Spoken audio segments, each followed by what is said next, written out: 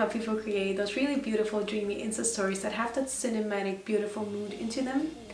Well, I have wandered too, and so I started experimenting a bit around with some apps and with my cameras and got really a hold onto it. So I want to show you today how you yourself can create beautiful Insta stories that stand out, that are creative and cinematic, and so that you can tell your story, the story of your brand, the story of your lifestyle, whatever it is, and just create content that is a little more special than the usual Insta story.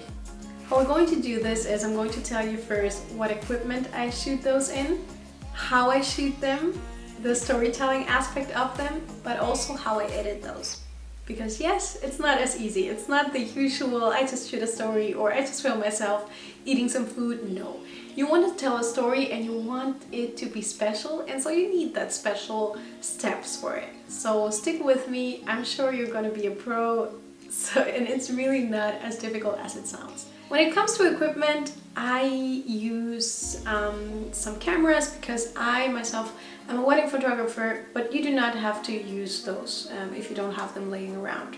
If you do have a film camera though, or a camera mode on your normal photo camera, use that because it's really a bit different than the phone.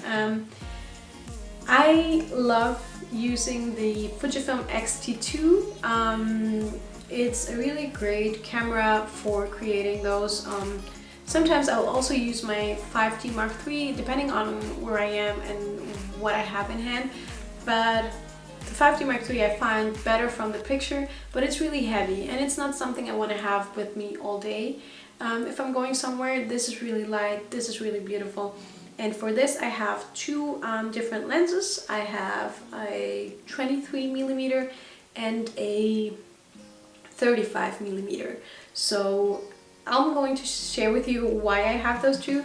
I want sometimes to show a little details, so therefore I use the 35mm, which is like a Canon 50mm. It's really close.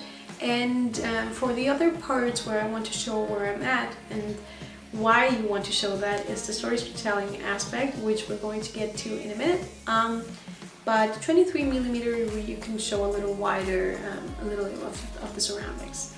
So the way you want to shoot your Insta stories is in a portrait mode, because we're not going to consume Instagram like this and it's going to crop off too much space. You want people to consume your stories this way. So it's a way of filming that is new to us, I know, but it's really beautiful, and it's really easy to get used to it as well. At the beginning you just start filming over and over and you go landscape mode.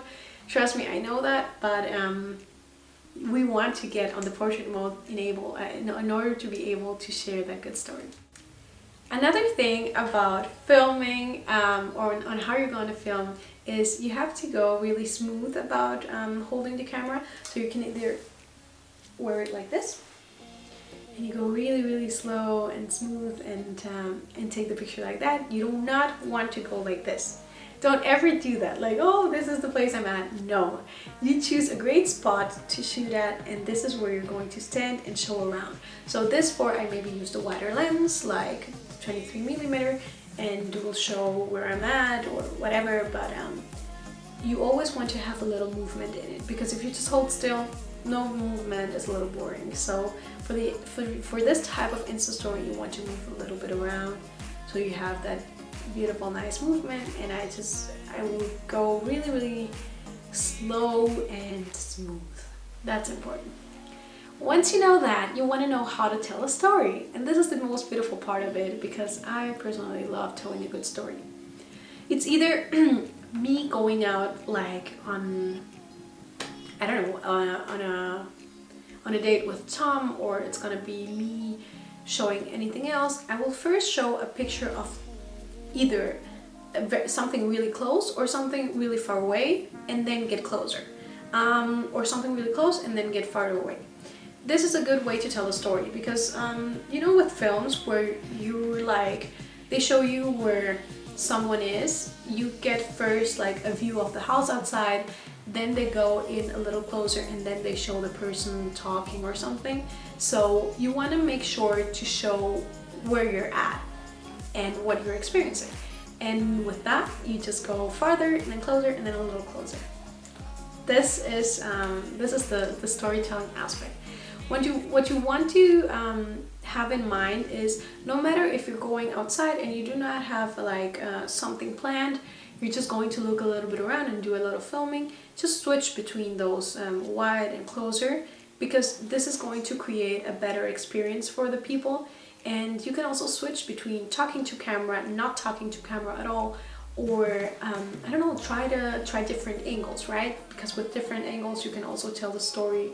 It will share a little something more than the angle it did before, or show you a better perspective, or something interesting about the picture that wasn't seen at the beginning. Okay, so this is it.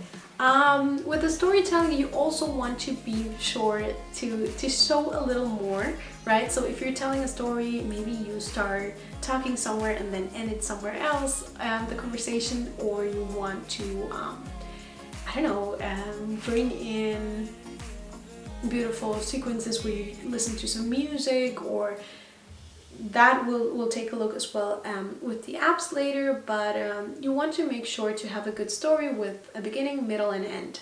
So start somewhere, like don't go out there and say this is the building I wanted to go to. You just start at home, you put your shoes on, you make yourself ready for it, then you go out, then you show the building, and this is it. You film yourself walking to have different perspectives.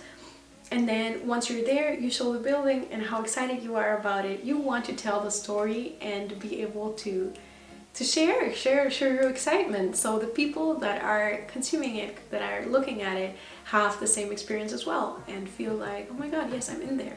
Okay, or this is the person I enjoy taking a look at because she's showing me around and not just sharing a picture with me, or sharing this other building I saw yesterday, or I can take a look on Google. So that's the thing. That's the storytelling part of it.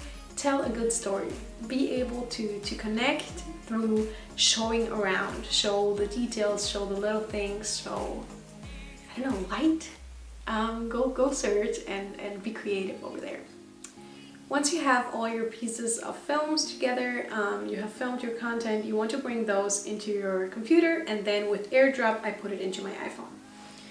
Once I have it in my iPhone, I take a look at the sequences I got, and then I crop it with the iPhone cropping mode, and then I just crop together what I want, and that's it, right? Then you want to bring those to VSCO. Now, I'm not, the apps I'm going to mention next, I am not sponsored by them, just as a disclaimer. I just love them and I use them all the time, so that's that. I bring in the videos, double click on them, and then I have all the presets to choose from, because yes, isn't it great that for VSCO, if you get the Pro version, which is really inexpensive, like for a year I think it's 20 euros or something, you get to use the presets you use for your pictures for your videos, which is something I love because it's really great content you're creating with it. So yeah, I then use the presets and I take a look at the lighting.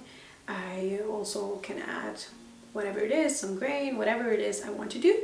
And then once I have that, I save it.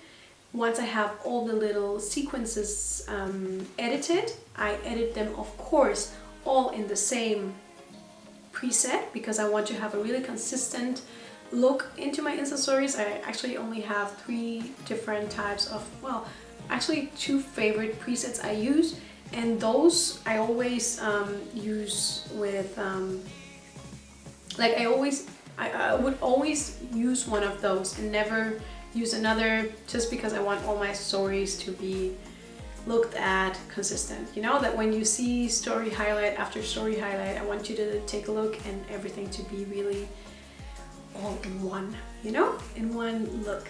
So after doing that, you want to make sure to save those up. They're saved into your files, right? Then you want to bring those into VideoLeap. And in VideoLeap, you just bring in the sequences, you put everything in that you filmed, and then you can switch a little bit around, take a look what makes sense, where do I want stuff to be, and then after that you can also bring in some audio. I go on audio, I bring in some music. Now for the music I use Artlist. Artlist I love. Also a thing where you can pay like a yearly fee and you have great music to choose from. You can choose like, I don't know, they have always new music, and you can choose like the mood you're going for, or the I don't know, the genre. You have really a lot of music to choose from. I just normally get a few, put them in my phone, and then I look around with the music I liked, which suits them best, and then I'll choose one, I put it in, and then I drop the volume a little bit down, and then I take a look at where I want music to be. You just have to get creative in there and check how you want to edit those, right? And once you're ready, you want to save that video.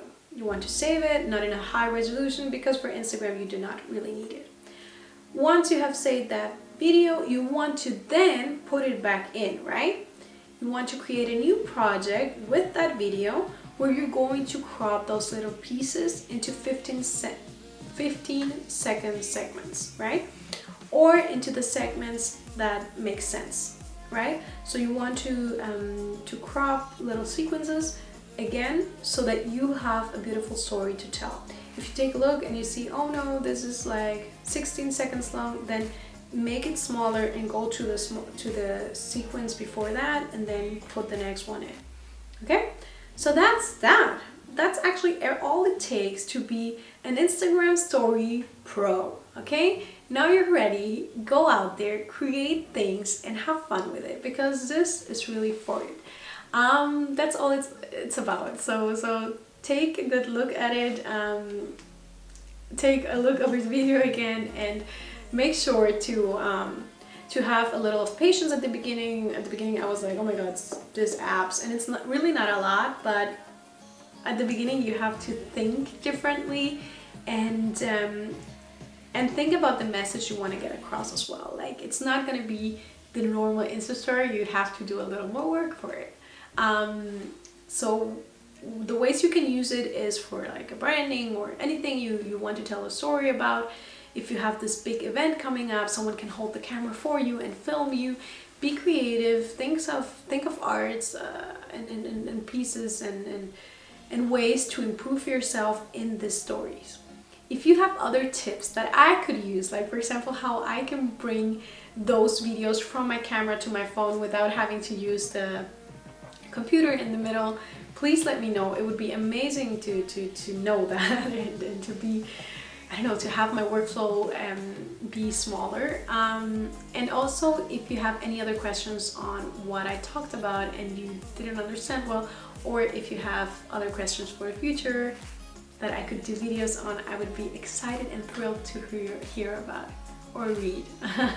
Let me know in the comments. I'm happy to talk with you there, and also give me a thumbs up if you like this video, because it really supports my channel and I really want to do this. It's really fun. Okay, happy to share with you whatever I can. Have a good day, and I'll see you the next time.